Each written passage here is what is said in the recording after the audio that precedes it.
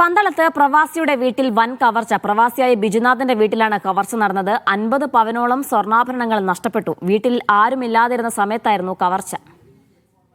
വിഷ്ണു ചേരുന്നുണ്ട് വിശദാംശങ്ങൾ നൽകാനായി. വിഷ്ണു, പവനിപ്പോൾ ഇന്ന് ഒറ്റയടിക്ക് 8000 രൂപയിലധികം വർദ്ധിച്ച സാഹചര്യത്തിൽ കൂടിയാണ് വലിയ രീതിയിലൊരു കവർച്ച. 50 പവൻ നഷ്ടപ്പെട്ടു എന്ന് പറയുമ്പോൾ എത്രത്തോളം വലിയ സംഖ്യയാണ് പോയതെന്ന് നമുക്കറിയാം.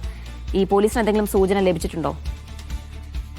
പ്രവാസി ദമ്പതികളുടെ വീട്ടിൽ നടന്ന മോഷണത്തിൽ 50 പവൻ സ്വർണ്ണാഭരണമാണ് മോഷണം പോയത്. പന്തളത്ത് കൈപ്പുഴയിൽ പ്രവാസിയായ ബിജുനാഥന്റെ വീട്ടിലാണ് മോഷണം നടന്നത്. വീട്ടിൽ ബിജുവിന്റെ അമ്മ ഓമന മാത്രം താമസിക്കുന്ന സാഹചര്യമാണുള്ളത്. രാത്രിയിൽ ഇവർ മകന്റെ വീട്ടിലേക്ക് പോകും. അതുപോലെ രാവിലെ മടങ്ങി വരുമ്പോഴാണ് വീടിന്റെ മുൻവശത്തെ വാതിൽ തകർന്ന നിലയിൽ കണ്ടെത്തിയത്. തുടർന്ന് നടത്തിയ അന്വേഷണത്തിൽ 50 പവൻ സ്വർണം നഷ്ടമായതായി കണ്ടെത്തി.